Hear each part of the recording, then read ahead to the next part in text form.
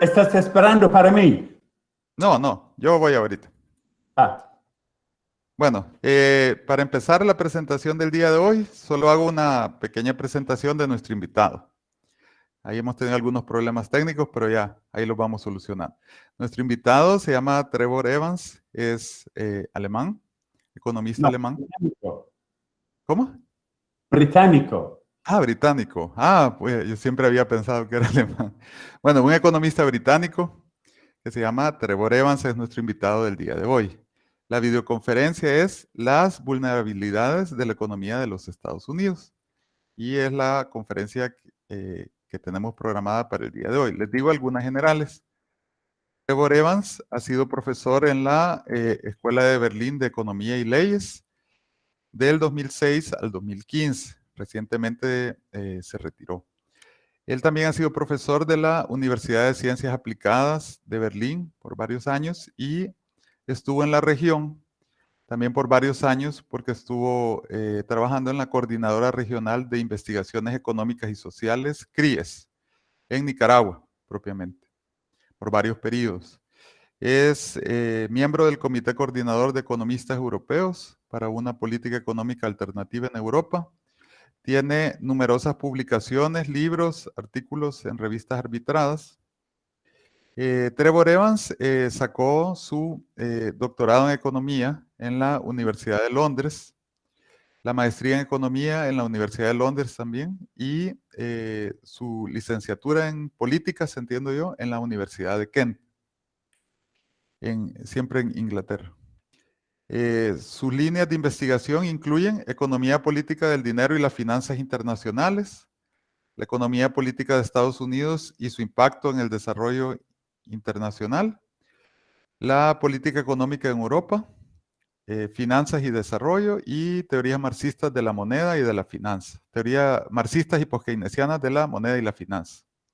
Y ahí pueden ver ustedes algunos sitios como de ResearchGate y de la universidad donde ha estado trabajando Trevor Evans. Y sin más, los dejo con nuestro invitado del día de hoy. Algo de mi presentación. Bye. Hoy sí ya.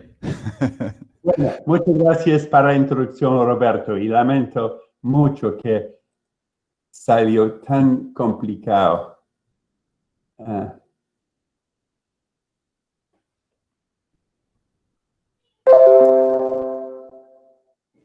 Ahora solamente ves, ahora ves toda la pantalla. Ahora se ve la pantalla, sí. Bueno, yo solamente, lamentablemente, no veo a ustedes. Entonces, estoy muy feliz si hay preguntas que quieren plantear durante la presentación. El problema es que no veo si están levantando las manos.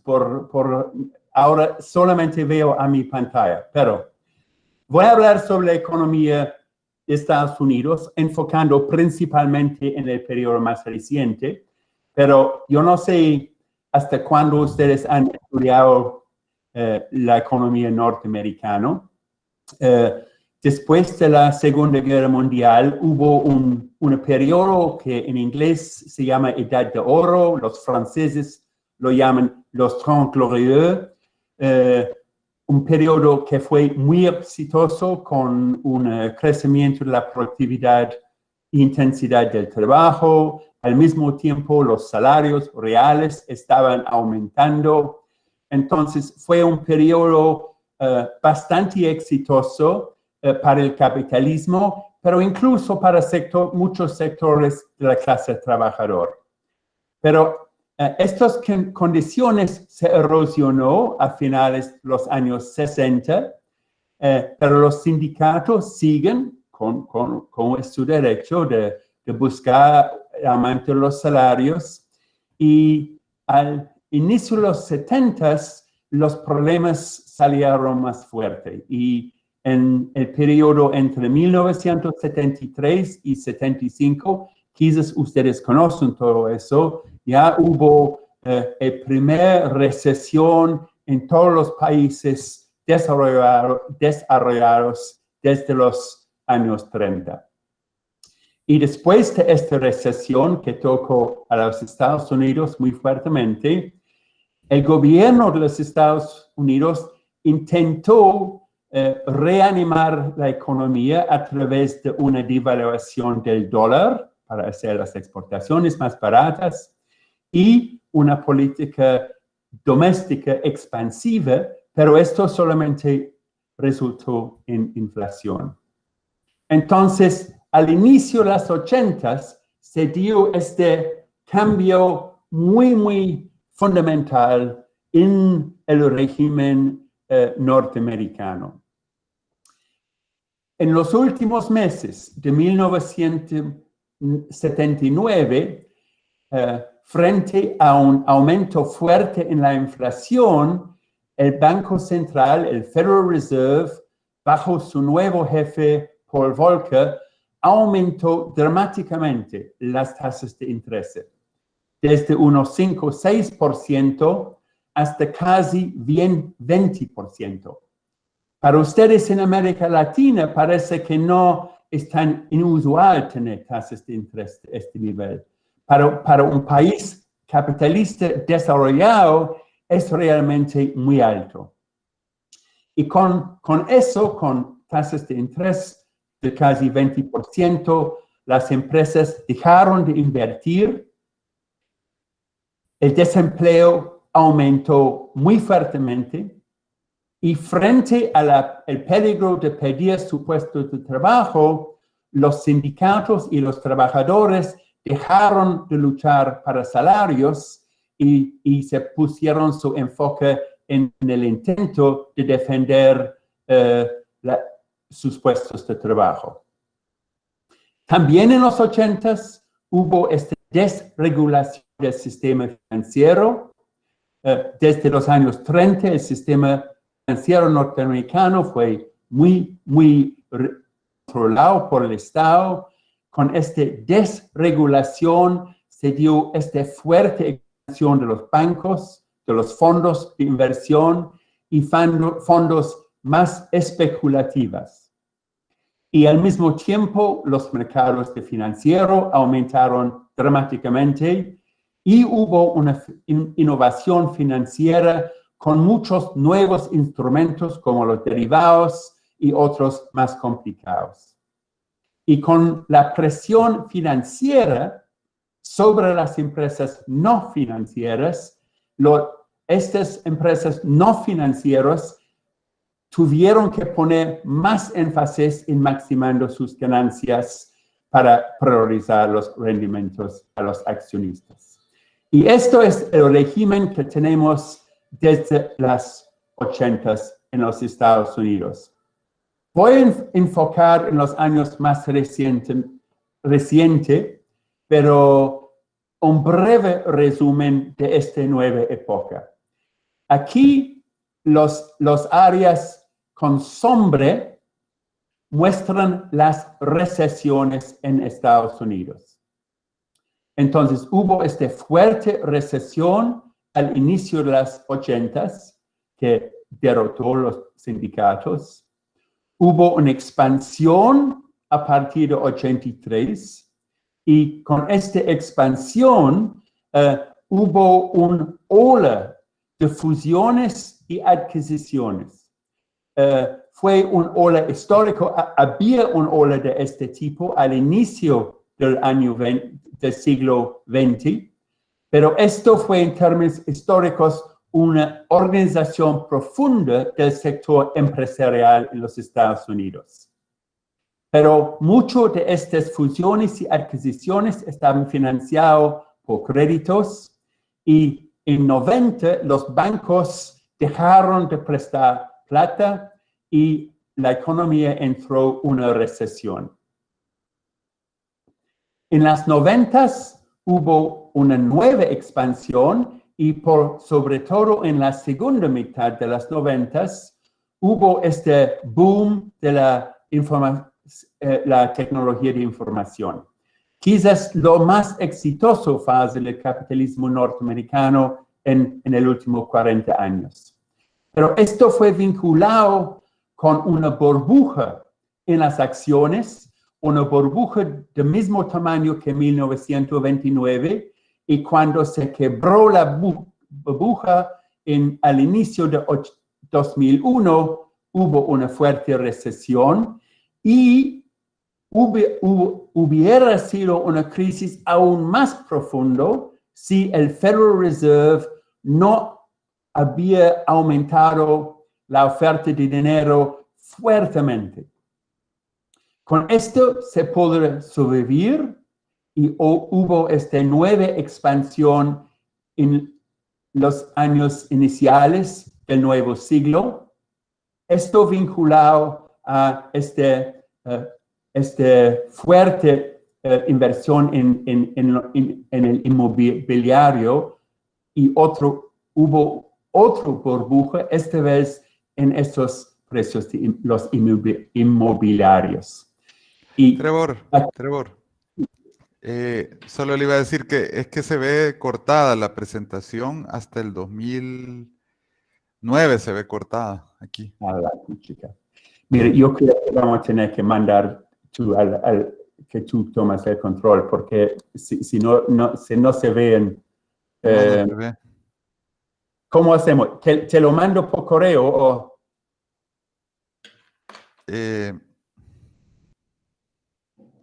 Y así ahora, ¿qué ves ahora?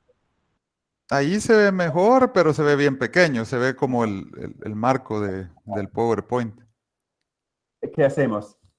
¿Seguimos así? Dele ampliar. Ampliar esa. Sí, esa arriba. Arriba. Esa. Aquí. Sí, esa. Así volvemos a como estuvimos. No, aquí se ve mejor. Se ve todo hasta 2020. Sí, ahora se ve eso. Pero sí. Lo que pasa es que ahora también hay los otros al lado, ¿o no? Sí, si cierra los que están al lado, creo que se va a ver todavía mejor. Pero yo creo que con esto volvimos a donde estuvimos. No, ahora se ve mejor. Sí, hoy se ve todo. Sí. Qué raro. Ahora se ve todo. ¿Sí? Sí, hoy se ve todo. Perfecto. Bueno, Continúa. Entonces, hubo burbuja con los precios de los inmobiliarios vinculado a nuevas formas de financieros, y cuando esto quebró a finales de 2007, tuvimos esta fuerte crisis financiera, el más fuerte desde el inicio de los 1930. Y con eso, solamente se pudieron rescatar la economía por una nueva intervención de parte del Banco Central, la creación, la ampliación de la moneda del Banco Central, y se podía establecer las condiciones para un nuevo periodo de expansión, pero veo el promedio de crecimiento en esta última expansión fue mucho débil que el promedio en las expansiones anteriores. Y esta expansión estaba llegando a su final en 2016-17, pero con la elección del gobierno de Trump, se recortaron los impuestos para las empresas y los ricos y se podían dar un nuevo impulso a la economía para un año. Pero esta ya estaba venciendo cuando entramos a la nueva crisis de COVID-19.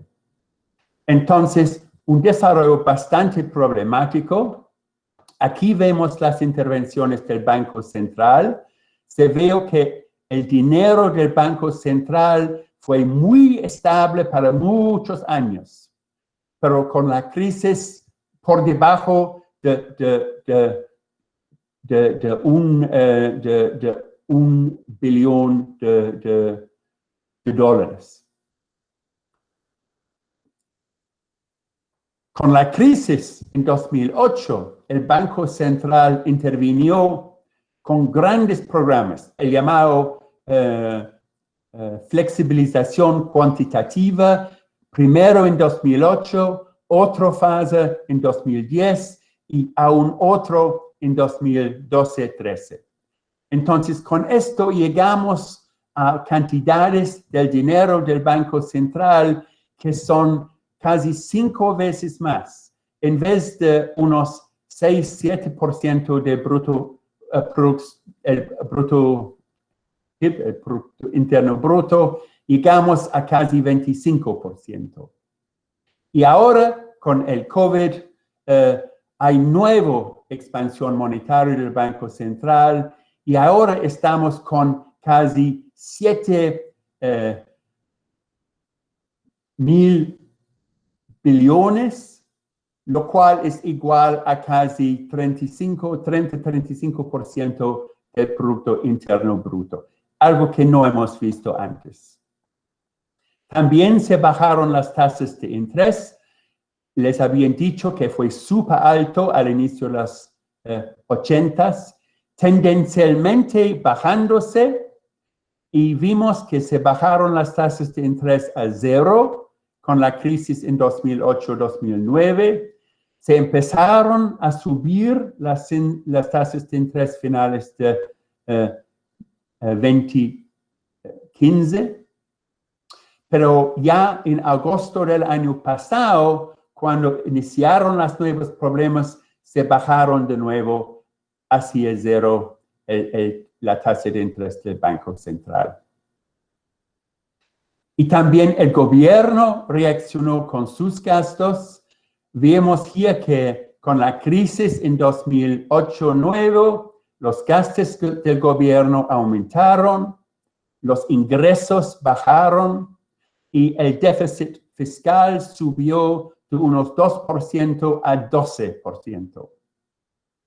Con la expansión se bajó de nuevo, pero en los últimos años con el Trump, se ve difícilmente aquí, pero hubo un lento aumento en el déficit por los recortes de los impuestos. Y ahora, con las medidas en contra de la epidemia, se han aumentado dramáticamente los gastos y, por lo tanto, el déficit. Y con eso, se han tenido un impacto en la deuda. Aquí vemos la deuda del gobierno central como % del PIB. Esto aumentó fuertemente con la crisis 2008-2009. Se estabilizó para algunos años, pero ahora está subiendo fuertemente de nuevo. Bueno, eso es un poco la situación macroeconómica. Perdone que no veo sus cabezas. Ahora voy a pasar a discutir lo que pasó en el sector empresarial. Pero si alguien tiene una pregunta hasta ahora, como estamos un poco desconectados, puedo intentar responder. Trevor, no, estaba bien como solo preguntaba un estudiante escrito por el chat para usted que qué era la flexibilización cuantitativa, si la podía mencionar brevemente. Sí, gracias por la pregunta. Mire, es nada más de la emisión de dinero. Como por la historia monetarista a partir de 1980, las monetaristas tuvieron una hegemonía en las doctrinas económicas. Entonces, decía que el Banco Central está imprimiendo moneda no suena bueno en Estados Unidos. Entonces, se llamaron quantitative easing, flexibilización cuantitativa. Es nada más que una gran emisión de dinero de parte del Banco Central. Y concretamente lo que quiere decir es que el Banco Central compra valores en los mercados financieros y a través de esta manera se inyectaron más dinero del Banco Central en el sistema financiero. Gracias. Era Cristian se llama el que le había preguntado. Ajá, bueno. Cristian Díaz. explique brevemente qué es tu pregunta. Gracias. Bueno, ahora voy a pasar a hablar sobre las cooperaciones no financieras y después para hablar sobre el impacto en el empleo y los salarios. Aquí vemos, y espero que ustedes también lo vean, las ganancias de las cooperaciones no financieras en los Estados Unidos. Y por el problema de la inflación sobre este largo periodo, están mostrados como % del Producto Interno Bruto. Y se ven dos cosas. Primero, había una tendencia hacia arriba, pero también está muy cíclico. Aumentaron durante las fases de expansión, pero siempre empiezan a bajar antes de la recesión. Aquí vemos de nuevo, se aumentaron durante la expansión, pero antes del inicio de la recesión se cayeron. Entonces, las ganancias siempre empiezan a bajarse antes de una recesión. Y últimamente vemos que subieron a un punto más alto que en ciclos anteriores, pero desde 2015 ya están bajando. Una señal que en fondo esta expansión estaba llegando a su fin y solamente las políticas expansivas de Trump podía postergar, pero no evitar una nueva caída. Entonces, una tendencia hacia arriba de las ganancias de las empresas cooperativas. Pero a pesar del aumento en las ganancias, las inversiones fijas tendieron hacia abajo. Se nota en cada expansión subieron, pero en las recesiones se cayeron. Se subieron de nuevo aquí, después de 2002, pero cayeron fuertemente 2008, 2009. Y se subieron, pero no estamos a los niveles del inicio de los 80s y mucho menos de los 70s. Entonces, hay un fenómeno muy significativo que estaba aumentando las ganancias, pero las empresas no estaban invirtiendo tanto en el capital fijo. Y aquí vemos una caída muy fuerte con la crisis actual, pero también notamos que la caída empezó antes del inicio de la crisis del COVID-19.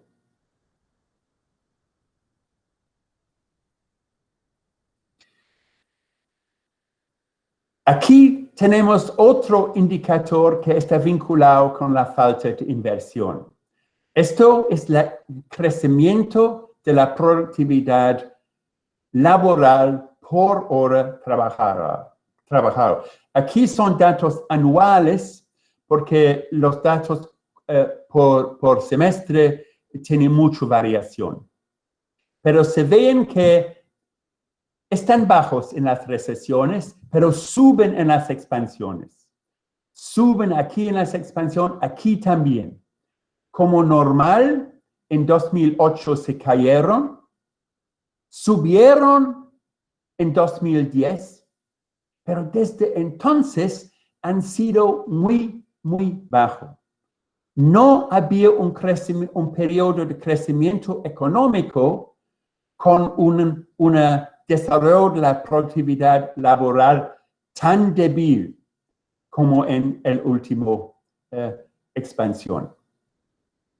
Y si seguimos, vemos que a pesar de la inversión débil, las empresas estaban prestando mucho dinero. En todas las expansiones, las préstamos subieron fuertemente aquí entre 2002 y 2008.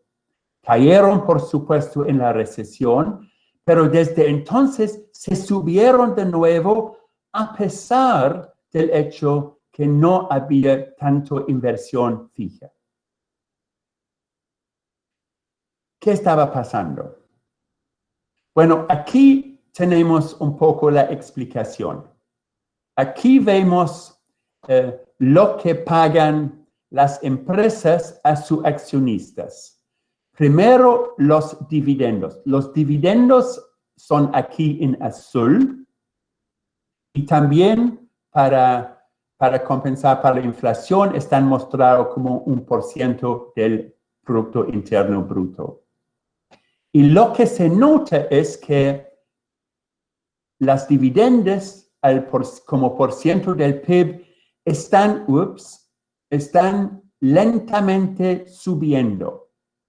Desde 1.5% al inicio de los 80s, ahora están por 3.5% aquí. Entonces, esto es una muestra de la presión de los accionistas sobre las empresas a destruir las ganancias en favor de los accionistas. Pero eso no es todo. Al inicio de los 80s, bajo el gobierno de Reagan, se cambió la ley. Hasta el inicio de los 80s, fue ilegal comprar tus propias acciones. Fue visto como una especie de criminalidad. Al inicio de los 80s se cambió la ley y se permitieron a las empresas recomprar sus propias acciones en los mercados de valores. Y esto es otra manera de recompartir las ganancias a los accionistas, pero tiene la ventaja que si tú devuelves plata a los accionistas a través de recompra de las acciones, los impuestos son mucho más bajos. Entonces, se ve que desde las 80s se han aumentado esta parte en naranja, es decir, la parte de las ganancias que se repartieron a través de la recompra de acciones. Incluso al final de la expansión al inicio de los 2000, aquí 2006, 2007, la recompra de acciones fue aún más grande que los dividendos y juntos estaban casi igual a las inversiones en capital fijo. Ahora, como porcentaje del PIB, han bajado un poquito, pero todavía vemos que están repartiendo las ganancias en parte a través de dividendos, pero sigue repartiendo dividendos a través de la recompra de acciones. Y como dije, una ventaja es que los impuestos son más bajos. Y desde diciembre de 2017, con el gobierno de Trump, se bajaron aún más los impuestos sobre las empresas. No voy a entrar aquí en los detalles, pero aquí se ven cómo las empresas han utilizado el dinero que ganaron por la reducción de los impuestos sobre las empresas por el gobierno de Trump. Algunos de los economistas neoclásicos justificaron la reducción en los impuestos diciendo que es un incentivo para que las empresas inviertan más. Pero así vemos cómo las empresas utilizaron el dinero que ellos recibieron por la reducción de los impuestos. Más de 80% se utilizaron para la recompra de sus propias acciones. Solamente unos 15% se utilizaron para inversiones en capital fijo y aún menos para investigaciones. Entonces, la mayor parte de lo que las empresas ganaron por la reducción de impuestos se utilizaron para repartir a los accionistas. Y esto tuvo un impacto muy impresionante en el precio de las acciones. Los precios de las acciones siempre suben en las expansiones y bajan en las recesión. Suben en la expansión, bajan en la recesión.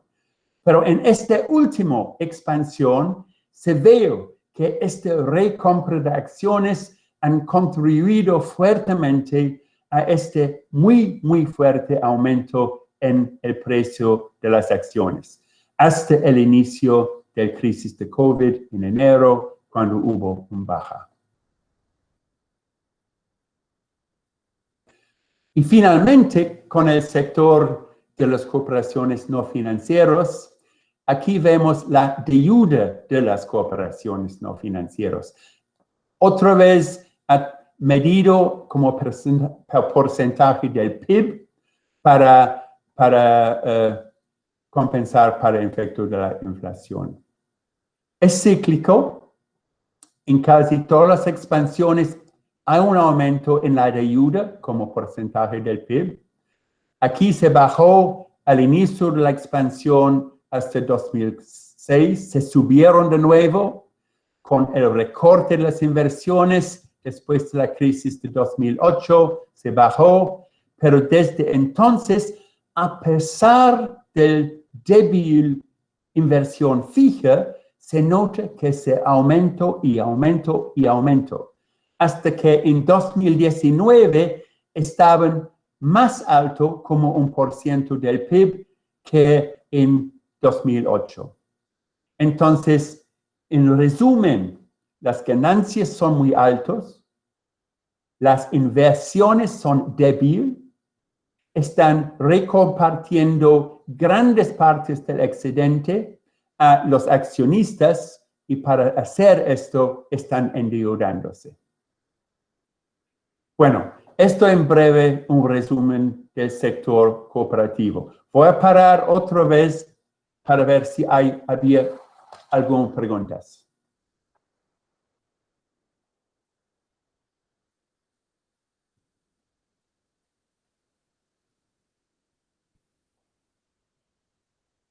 ¿No? ¿No tienen alguna pregunta de esto que he dicho ahora para que continúe?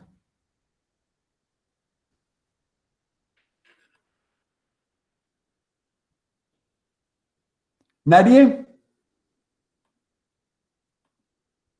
No, parece que no. Ok, voy a seguir. Bye.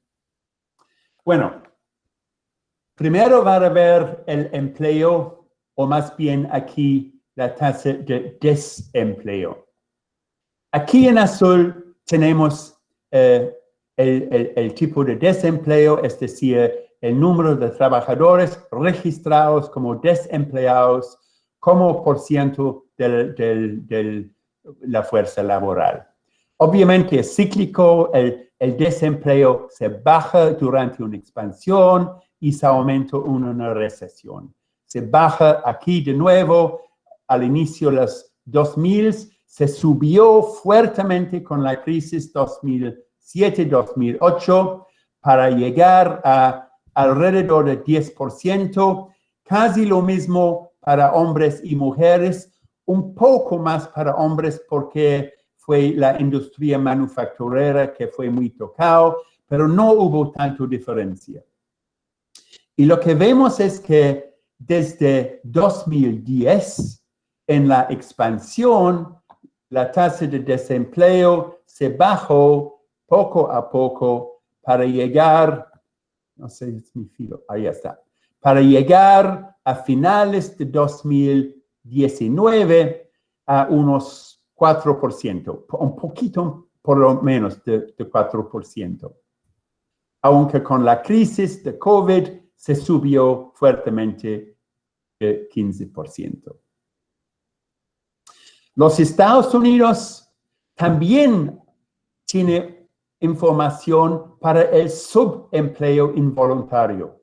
Y esto se ve aquí en la línea naranja, es el desempleo y la gente que tiene trabajo que no es tiempo completo. Entonces, gente que quieren trabajar de tiempo completo, pero no lo consigue. Y el perfil es parecido al desempleo, solamente es más alto. Y vemos que en la última recesión, la tasa de desempleo y los con subempleo involuntario llegó a unos 17%. También cayó en la expansión a unos 7% en 2019 y ahora está muy, muy alto con unos 23%. Bueno, estos son los datos oficiales para el desempleo y los desempleados y el subempleo involuntario. Pero ellos también dan una impresión un poco demasiado favorable. Si vemos los datos para la participación en la fuerza laboral, vemos que la participación en laboral fue a su punto más alto alrededor de 2000. Desde entonces, trabajadores han salido de los datos, ya no salen porque no tienen el derecho a un subsidio. El Clinton al finales de los, Clinton aquí a finales de los 90 cambió la ley. Esto implica que el periodo en que te puedes conseguir un subsidio de desempleo está muy corto. Entonces, esta gente aquí no están trabajando, no están registrados en la fuerza de trabajo, simplemente han desaparecido. Y un factor muy importante aquí es la epidemia de opiáceos, que en muchas de las comunidades de trabajadores blanco descalificado o de bajo calificación, había sus salarios están reducidos, hay dificultades de conseguir empleo y hubo una gran epidemia de gente utilizando los drogas opiáceos en contra de la calidad de su vida, con muchos muertos. Entonces, esto es un señal de la desesperación de algunos sectores de clase trabajadora y sobre todo hombres blancos no calificados. La tasa de empleo en la población también aquí estamos subiendo, pero todavía no ha volvido a nivel que tenía al finales de los años 90. Entonces, tuvimos un aumento en el empleo, una reducción de desempleo, pero la situación en el mercado laboral para mucha gente no volvió a la situación a finales de los años 90. Y vinculado con eso, hemos tenido un cambio en la composición del trabajo. Hemos visto que hubo un aumento en los puestos de trabajo calificados y bien pagados. También hubo un crecimiento en los trabajos de bajo salario y poco calificación. Pero hubo una reducción del empleo de la gente con un poco de calificación y con ingresos medios. Y aquí, por ejemplo, tenemos típicamente los trabajadores en las fábricas de carros. En los años de los 1950, 60, 70, ellos tuvieron buenos ingresos, podían comprar una casa, un carro. Esta gente ahora han sufrido una fuerte reducción en su estándar de vida. Y eso es muy importante para entender el desarrollo de los salarios y también para el desarrollo de la política de Estados Unidos. Están pensando en la gente que apoyan a Trump. Ahora voy a pasar a los salarios. Aquí vemos el desarrollo de la productividad y el salario por hora. Y como mencioné antes, se ven que desde finales de 1980 hasta mediados de los 70, los salarios reales aumentaron más o menos al mismo ritmo de la productividad laboral. Una política keynesiana, lo que los keynesianos desean. Desde las 80s vemos un cambio muy profundo. La productividad sigue subiendo, aún no tanto como en el periodo anterior. Pero la diferencia más profunda es que el salario real por hora no han subido en el mismo ritmo que la productividad.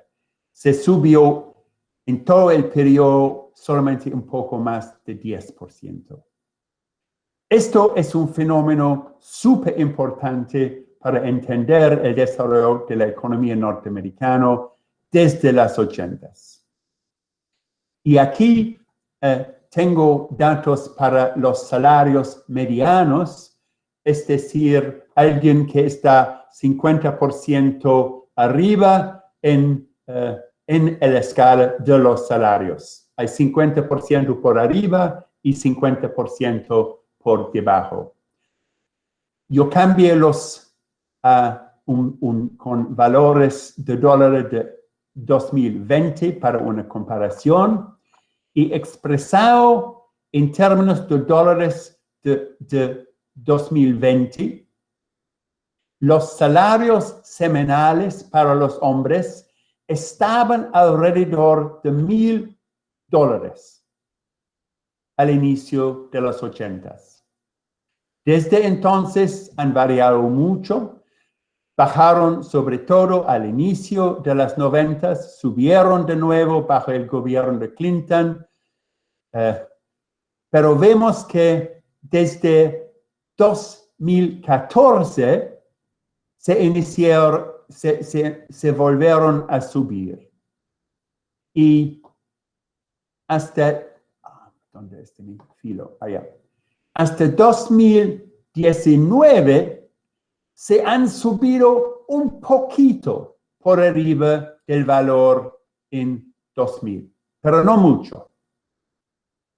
Este aumento aquí, este año, durante la crisis de COVID, es solamente un resultado de las estadísticas. Casi un alto nivel de gente con bajos salarios salieron de fuerza de trabajo y por esto el promedio aumentó, pero no resultó en un aumento de salario real para la gente. Si vemos la posición para las mujeres, también las mujeres medianos, así vemos que sí hubo un aumento tendencial en los salarios reales hasta 2019. Y si pongamos junto los hombres y mujeres, esto sí resulta en un leve aumento tendencial en los salarios reales. Pero note que este aumento es principalmente debido al aumento en los salarios medianos de las mujeres. Para los hombres había muy poco aumento. Y solamente aquí para entender lo que pasó este año, estos son datos para este año a partir de febrero y se ven los lo que pasó con el empleo para gente con los diferentes niveles de calificación. Los de rojo son los que salen de la escuela sin una calificación. Entonces, los trabajadores no calificados, y se ven que en abril, mayo, junio estaban más de 25% de este sector. Entonces, el desempleo con la crisis de COVID han tocado principalmente a los trabajadores no calificados. Si vemos al otro extremo, los que tienen por lo menos una licenciatura de una universidad, ellos casi no han perdido trabajo, incluso aumentaron un poquito. Entonces, el impacto del desempleo es sobre todo en la gente no calificada. Los profesionales mayormente podían quedar con su empleo. Y aquí vemos el desarrollo de los ingresos a los diferentes niveles desde 2000. El mediano está a 50% en la escala salarial, hemos visto, está un poco por arriba. Estos son mujeres y hombres juntos, están alrededor de 7% más que en 2000.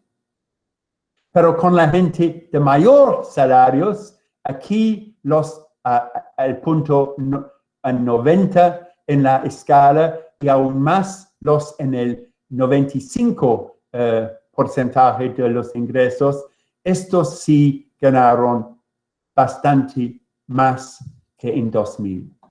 Entonces, el aumento en los salarios fueron principalmente a la gente de mayores ingresos, y los con ingresos más bajos tuvieron un aumento mucho menos. Y aquí tenemos los datos para el porcentaje, el 1% con los salarios más altos. Y se ven que en los años 1910, 1920, fue alrededor de 20%. Se cayeron en la época posguerra para llegar solamente a unos 10% a finales de los años 70, pero desde 1980 este 1% han aumentado su porcentaje del ingreso nacional desde 10% hasta alrededor de 20%. Y aquí, además de esto, vemos el impacto de la reducción de los impuestos por el gobierno de Trump en 2017. Aquí vemos el beneficio en los salarios después de los ingresos para el 20% más bajo, es muy poco. También para el próximo 20%, es un poco más. Y así es hasta el cuarto quintile, es un poco más, pero los que realmente ganaron fueron los por arriba 95%. La gran parte del beneficio del recorte de los impuestos por el gobierno Trump fueron para los sectores de mayor ingreso, de 95 hasta 99% en la escala de salarios, y aquí el 1% con salarios más altos. Entonces, aquí se ve muy claramente quiénes beneficiaron de la reducción de impuestos por parte del gobierno Trump.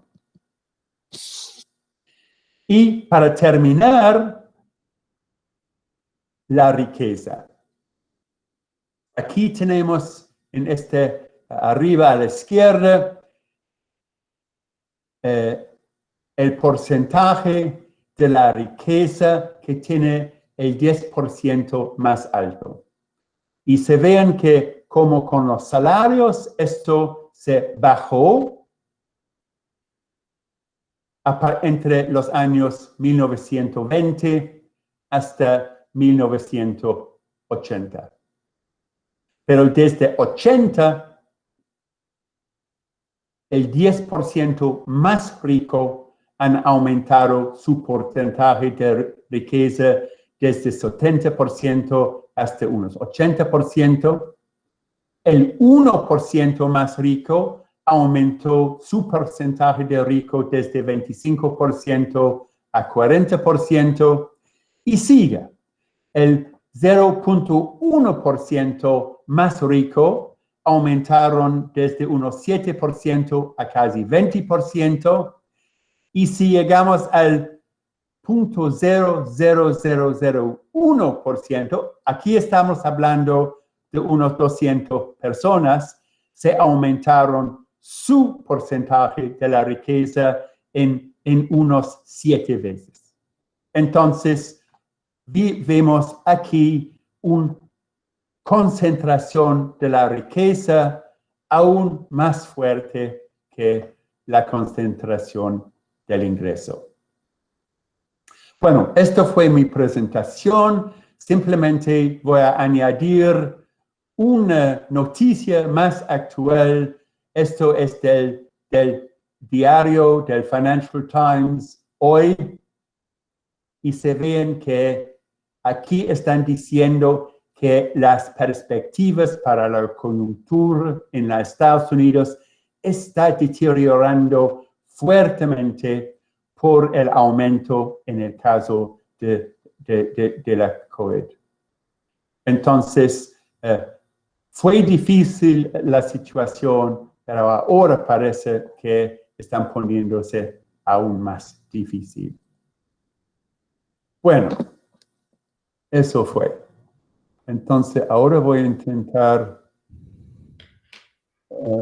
cerrar esto y ver a ustedes. Sí, bueno, por lo menos veo a Roberto.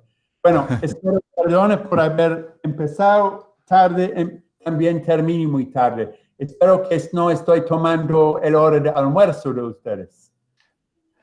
No, estamos todavía a tiempo. Estamos todavía en las horas de clase. Muchas gracias por su presentación y bueno, abriríamos la fase de preguntas. Como siempre les digo, para aprovechar de vernos algunas ocasiones, si pueden abrir el micrófono y la cámara para hacerle preguntas a Trevor Evans.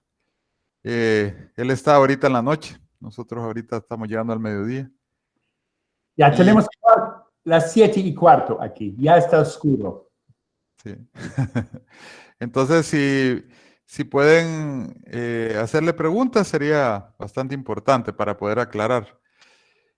No sé si la persona, déjeme ver, Cristian, ¿verdad? Que había preguntado sobre la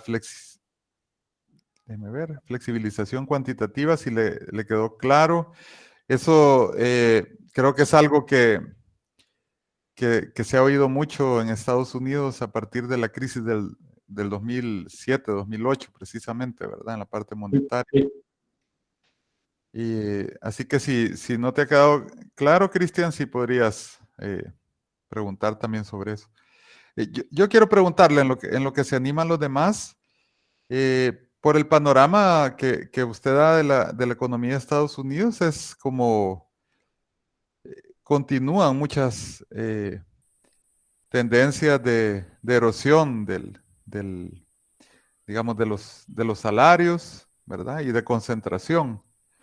Y bueno, o sea, sé que no es mecánico, pero ¿a usted le parece que eso tiene mucho que ver con la emergencia en Estados Unidos el fenómeno Trump también, ¿verdad? Sí, han sido exagerados por el Trump. Pero en fondo, el sentido de hacer este periodo más largo a partir de 1980 es para mostrar que muchas tendencias no están tan nuevas. Ya existen hace 20 o 30 años que están favoreciendo a los empresarios por reducciones de impuestos, pero no están invirtiendo. que las ganancias suben, pero no están invirtiendo. Por supuesto, hay algunas empresas grandes, famosas, internacionales, esto sobre todo la nueva tecnología, que sí están invirtiendo, pero aún allá te ves una empresa como Apple. Apple invierte, pero Apple tiene más de 200 billones de dólares de ganancias acumulados, activos financieros. Es decir, ganancias enormes y en vez de invertirlo, están acumulando dinero y invirtiéndolo en los mercados financieros para ganar algo. Entonces, este fenómeno no empezó con Trump, es de más largo plazo. Con Trump doy un nuevo impulso y sobre todo por la reducción de los impuestos a finales de 2017, aún más de las ganancias quedan con las empresas y con los ricos. Entonces, las tendencias son más fuertes bajo Trump, pero no son nuevas. Bueno, más preguntas. Anímense a hacer algunas preguntas con nuestro invitado, Trevor Evans.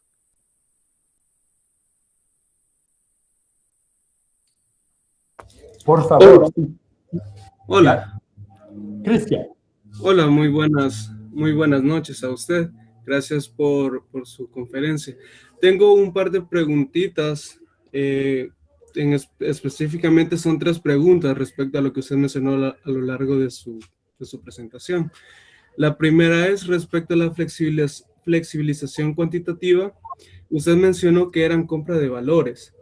Estas compras de valores, a mí me suena como que el gobierno está comprando acciones en empresas. ¿Es eso? Porque de esta forma sería como un tipo de nacionalización, ¿o no? Esa es la primera. La segunda es respecto a la productividad. Usted mencionó que desde 1980 la productividad había crecido de forma vertiginosamente hacia arriba, mientras que los salarios se mantenían a una escala de crecimiento menor. Sin embargo, la actividad económica desde 1980 ha ido tendiendo hacia un crecimiento más lento relativamente en comparación del periodo previo. ¿Cuál es su lectura al respecto? Porque no me queda claro. ¿Cómo es que la productividad crece tanto, pero la actividad económica no está teniendo el comportamiento que se esperaría que tuviera, o desde la teoría económica que uno espera que tuviera? Y la última es respecto a la perspectiva con la nueva presidencia de Estados Unidos, respecto a Biden y sobre la forma en cómo se podría afrontar la pandemia desde el plano económico. Como ya vimos, espacio para política monetaria ya no hay. Las tasas de interés están muy bajas. También mencionó en el gráfico que la cantidad de dinero en la economía era suficientemente elevada, el déficit era elevado. Entonces, ¿qué herramientas podría tener ese gobierno de Biden, el nuevo gobierno que vaya a administrar?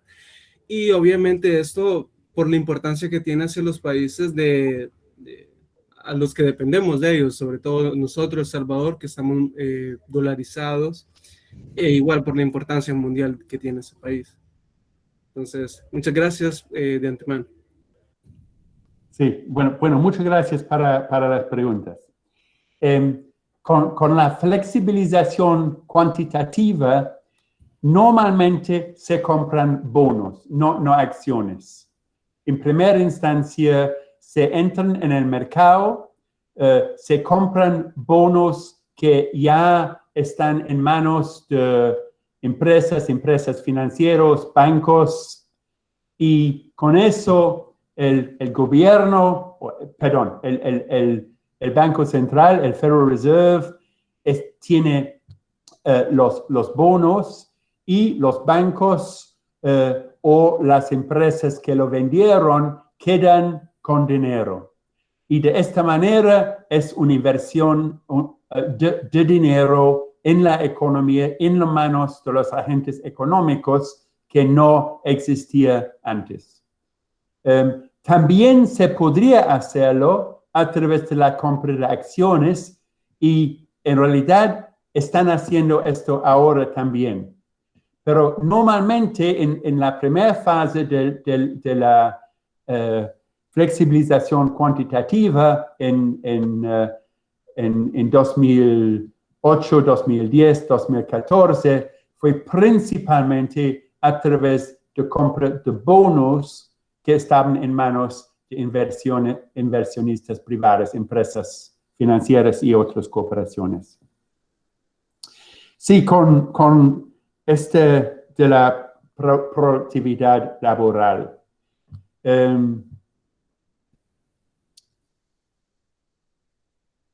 La gran pregunta es ¿por qué está subiendo tan lentamente la productividad laboral? Y hay una gran discusión sobre esto y no hay acuerdos. Hay algunos autores en los Estados Unidos que dicen que ya la época de grandes innovaciones tecnológicas ya se pasó, que no hay ahora la posibilidad. Hubo enormes innovaciones más temprano en el siglo XX. La electricidad, los automóviles con motores de gasolina y esto. Según ellos, hubo otra ola de innovaciones a finales de los años 90, sobre todo con la información tecnológica y las redes de información. Según ellos, ahora es muy difícil lograr este tipo de salto en la productividad. Hay otros que dicen, no es tanto cierto eso. El problema es el bajo nivel del crecimiento económico que es relacionado con las políticas deflacionistas de parte de los gobiernos. Los gobiernos, intentando reducir su déficit, han resultado una presión hacia debajo en los tipos de crecimiento. Y dicen que si las empresas no esperan poder crecer y vender más productos, no van a invertir. Pero lo claro es que las empresas no están invirtiendo en el mismo grado en capital fijo, en nuevas innovaciones. Obviamente hay algunas empresas líderes que sí están haciéndolo, pero en promedio la edad del capital fijo en los Estados Unidos están cada año más larga. Entonces, no están reemplazando viejo capital fijo. Y por eso no sube la productividad. Entonces, así hay una explicación. Si no hay inversión, no aumentó la productividad y por eso vemos la tendencia hacia el estancamiento. Y finalmente con el nuevo presidente, el señor Biden. Bueno, tienes toda razón. La tasa de interés está por cero. Allá no hay espacio de maniobra. Es probable que el Banco Central, el Federal Reserve, va a aumentar aún más su compra de valores en los mercados financieros. Y así vamos a aumentar el dinero del Banco Central. Pero esto no puede impulsar las inversiones en sí. Lo que se necesita es una política expansiva fiscal. Y como mencionaste, si Biden no tiene control del Senado norteamericano, él no va a iniciar un gran proyecto de gastos fiscales. Parece que los republicanos están dispuestos a un nuevo programa de gastos fiscales, pero una de quizás un billón, perdón, un trillón, mientras los demócratas querían hacer mucho más, pero si no controlan el Senado, no van a poder hacerlo. Entonces, el espacio para maniobra del nuevo gobierno será bien restringida.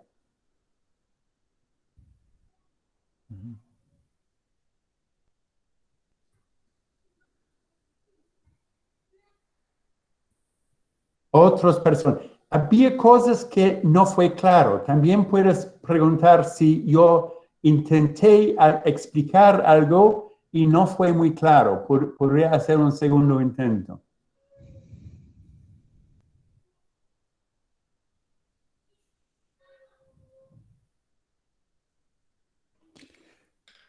¿Más preguntas? Anímense a aprovechar a nuestro invitado. Si tienen más preguntas.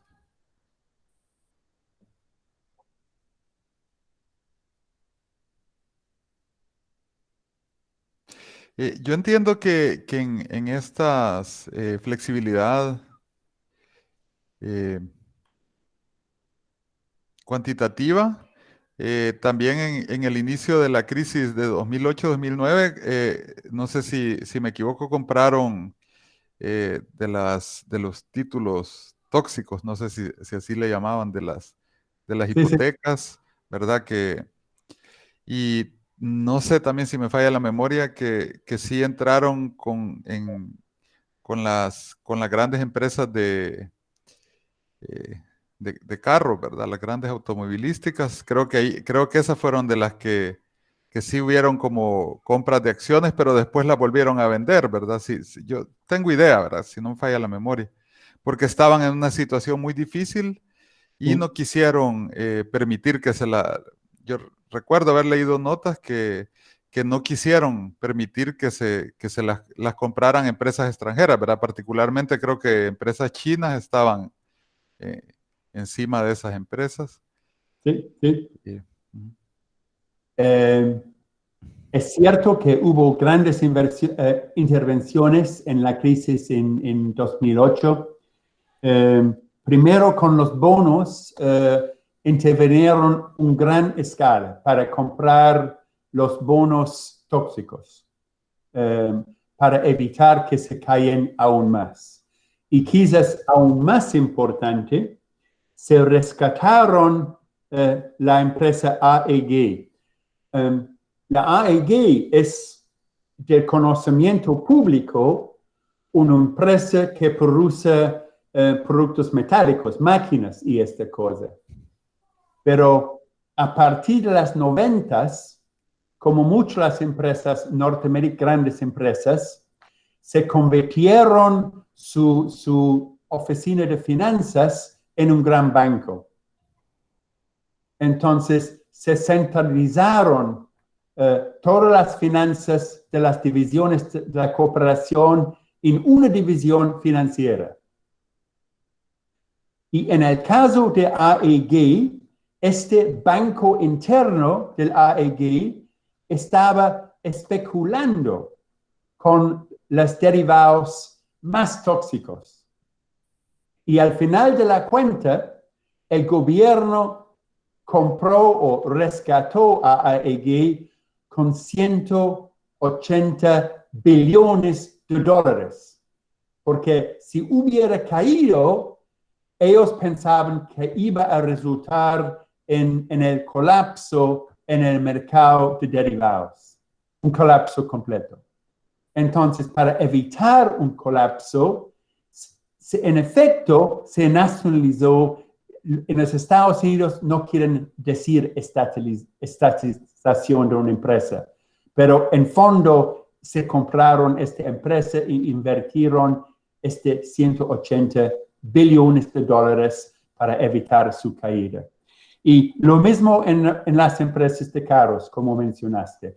Ellos hubieran sido bankrupt. No, Chrysler no, pero los otros dos sí.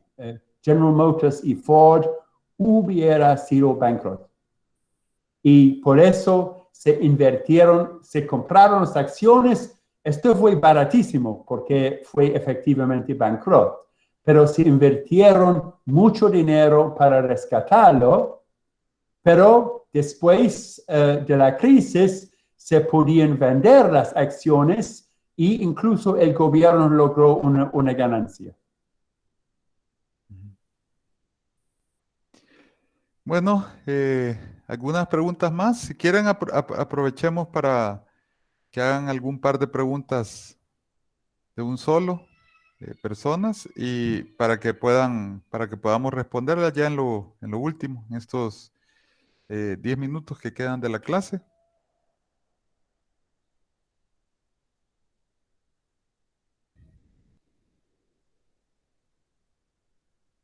Fue tan grande falta de claridad que ni siquiera saber qué preguntar. ¿Más preguntas?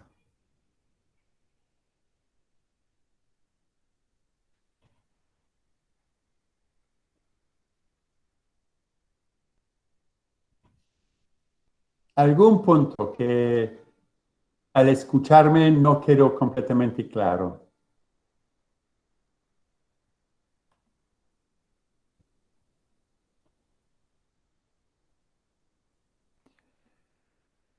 Bueno, si no tenemos más preguntas, sí le quisiera dar muchas gracias por su amable atención para esta videoconferencia, para nuestra clase. Y bueno, esperar a ver si lo podemos invitar para algunas siguientes. Bueno, muchas gracias, Roberto. Fue un gran placer poder hablar con ustedes y quizás en el futuro cercano también pueda visitarles en la UCA en San Salvador. Son muchos años. Ya hice una presentación de mi libro sobre el capital financiero en Centroamérica, en San Salvador, al inicio del 2001, algo así. Pero casi 20 años que no he estado en San Salvador. Bueno, espero que no sería demasiado tiempo hasta que pueda visitarles de nuevo. Y muchas gracias para su interés y espero que... ya no respondí a preguntas sobre el impacto de Estados Unidos.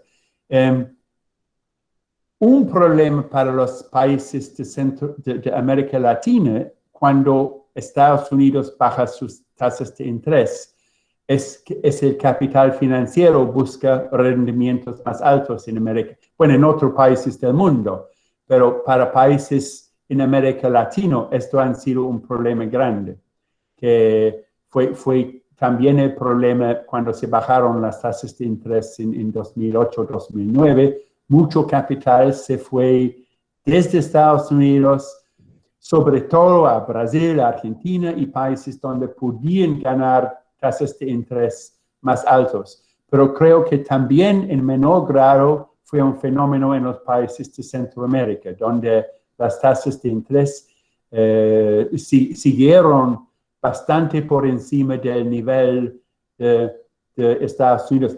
¿Qué es el tipo del Banco Central ahora en Salvador, Roberto? ¿Cómo? ¿Qué es el tipo de interés que el Banco Central en Salvador ahorita? No lo tengo en mente. Lo que pasa es que con la dolarización el banco ha caído un montón de su importancia, ¿verdad? Sí. Pero aún en Nicaragua,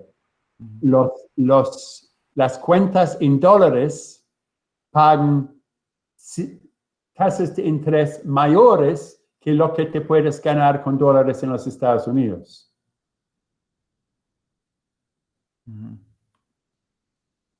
Bueno, creo que con eso fue el único pregunta que no contesté. Bueno, muchas gracias entonces. Con gusto, Roberto. Fue un placer hablar con ustedes y mucha suerte con los cursos, mucha suerte con los cursos bajo las condiciones de COVID, que realmente no son deseables para educación y, por supuesto, para la vida. Bueno, ok. Nos vemos. Chao. Chao. Chao. Buenas tardes, buenas noches. Buenas noches. Con Gracias. gusto. Gracias por su presencia a todos. Gracias, buenas noches.